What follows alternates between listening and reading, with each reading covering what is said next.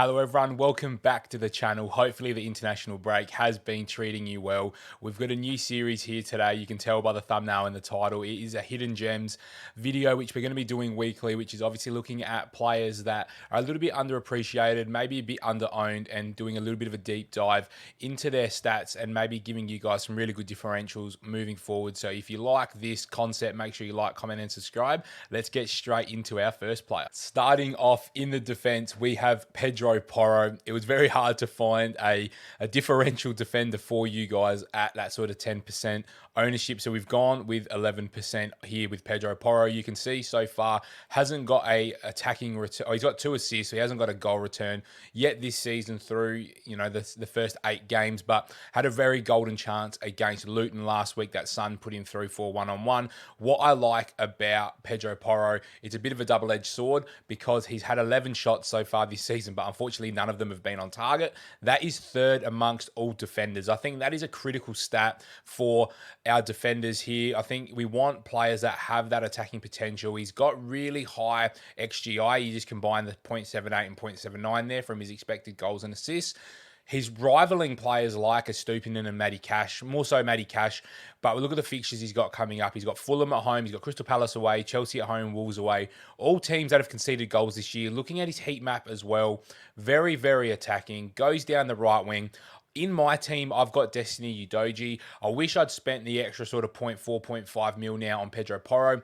Udogie starting to shift inside in this sort of Ange system as another midfielder, where Porro's been given that, license to go forward. At 11% owned, very good clean sheet potential as well. Spurs have managed to get a few good clean sheets. 5.1 is a bit of that interesting bracket, but if you've held on to Stupinian and you're not sure about where you're going to go, I think going sideways to Pedro Porro could be a massive advantage for your teams. 11%, major fantastic potential there with attacking returns as well, and I'd expect some of those shots to at least become on target, which could get you an assist if there's a rebound, or you could definitely look at getting some attacking returns with the shots there. So very much looking forward at Pedro Porro. Might be someone that I'll try to double up on the Spurs defense with. You guys might think I'm crazy, but on screen you can see I've got Kostas Tsimikas here is as a hidden gem. This is what the whole purpose of this series is. He's 0.1% owned. He's 4.4 million. He's played 1 minute all season.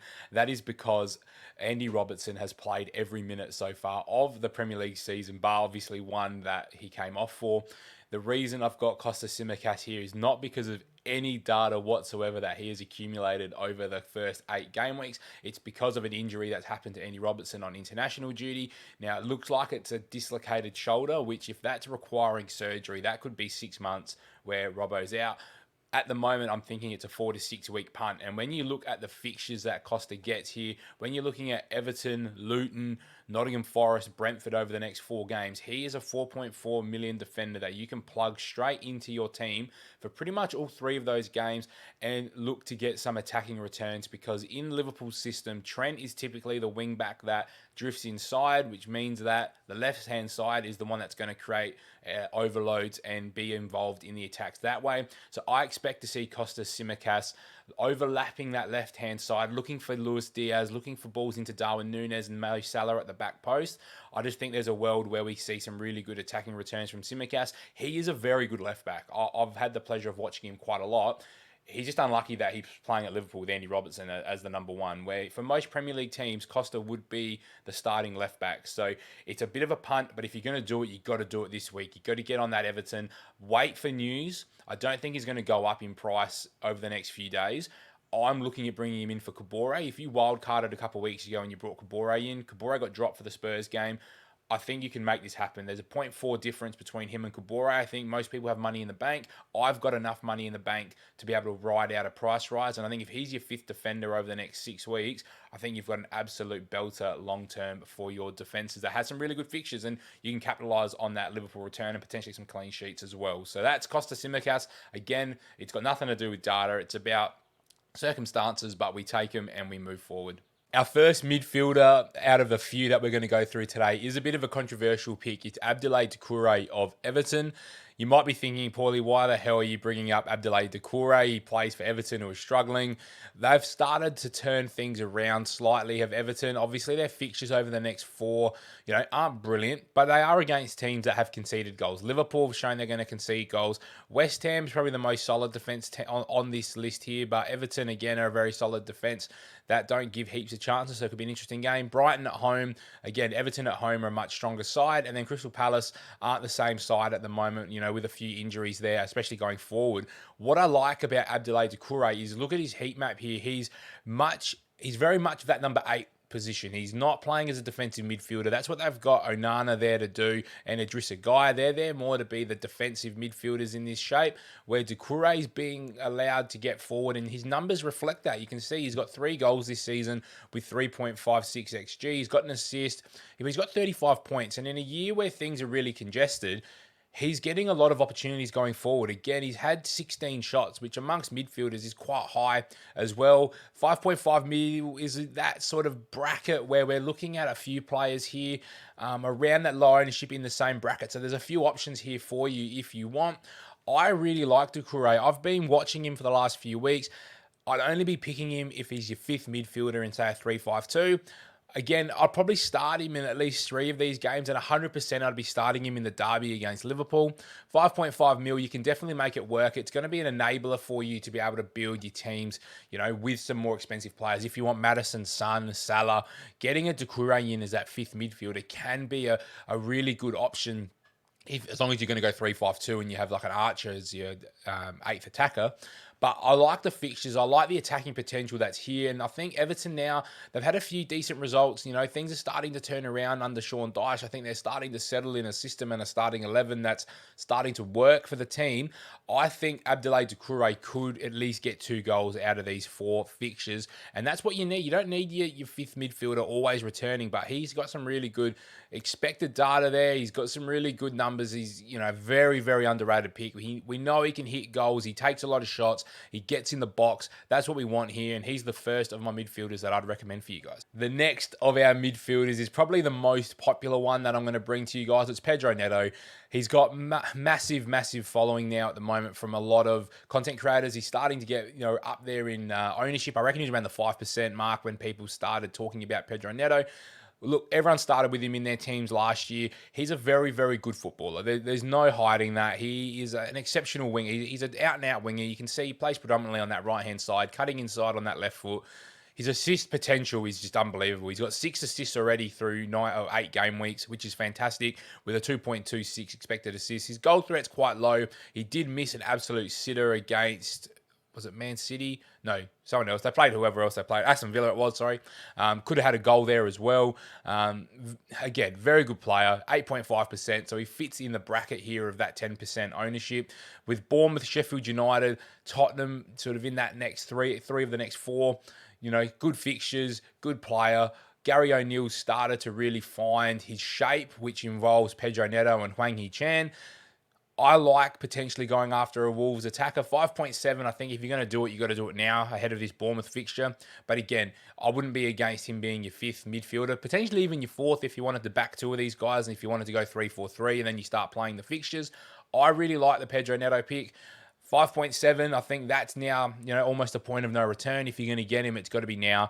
I like it. Again, you get a couple really nice fixtures. He's locked in. He plays 90 minutes every week. There's no rotation risk. He's the only right winger in the team. Again, I like taking players like that are locked in their role, set pieces. He's involved in their attacking play. When they play big teams, he's on the counter-attack. He's running. He's direct. He creates a lot of chances. You can see he's already got 5 big chances created. And what you'll notice on these screens is not many players are getting more than 2 big chances created, and he's got 5. So from a creative potential, Pedro Neto is the best by a country mile. He's probably my big recommendation for you guys, but I've got one real smoky that I want you to see right here. And the smoky that we're picking is his teammate, Hwang Hee-chan. If you want to take a risk, this is the risk that I'd be going for. You can see by his heat map, he hasn't got a lot of data. That's because through the start of the season, his minutes were a bit lower. Recently, I think the last 3 games he started, which has been fantastic. He's playing on the left wing now rather than up front. But you can see he's got 5 goals from his limited minutes as well. He's got an only XG of 1.23. Again, that's due to his minutes, but he has a good XA of 1 without a return. He's had 12 shots there, 5 and 7. If you want the goal threat from Wolves, Hwang Hee-chan is the pick of the bunch. So again, you get the same fixtures as Pedro Neto. I wish we had a little bit more data on this heat map, because that would be a lot nicer to be able to, say and show where he's playing. But because he's played 45 minutes here, 60 minutes there, 70 minutes there, he's starting to get more consistency now. He doesn't typically play 90 minutes, so that's a risk that you're going to have to sort of accept if you're going to go with Hwang Hee-chan. I think if you want the goals, though, he's the guy for you. He tends to be in the box getting those like cutbacks and things. So a lot of Pedro Neto's assists have come to Hwang Hee-chan. Whether you're on a wild card and you want to take a huge risk and go with both, I wouldn't recommend it. I really do like picking a Wolves midfielder, though. And if you've got a very safe team and you want a high upside fifth midfielder, then Hwang Hee-chan could be that player. I do see him starting the majority of the games. Whether he gets past 70 minutes, though, is the factor. And I think Pedro Neto, for 0.3, do you take the minutes and the creativity, or do you take the minutes risk but with the goal threat? And when he gets goals, he's typically going to get high bonus points. So look, one that I'm happy for you guys to take a punt on. I probably won't go after Hwang Hee-chan as much as I do like the pick. I just think I want to see a little bit more out of him. But then you miss the Bournemouth game, which I think is the critical one. But you could get him in for Sheffield United. You never know. But I really do like him as a risky punt. But you got to understand that there's some serious risk there. So we've got one more player that I want to go through with you guys, and let's get straight into him right now. So our last player for you guys here today is Dominic Solanke. Again, it was really hard to find a forward option that is under 10% owned that we can really target. A lot of people have been speaking about Dom Solanke over the last couple of weeks.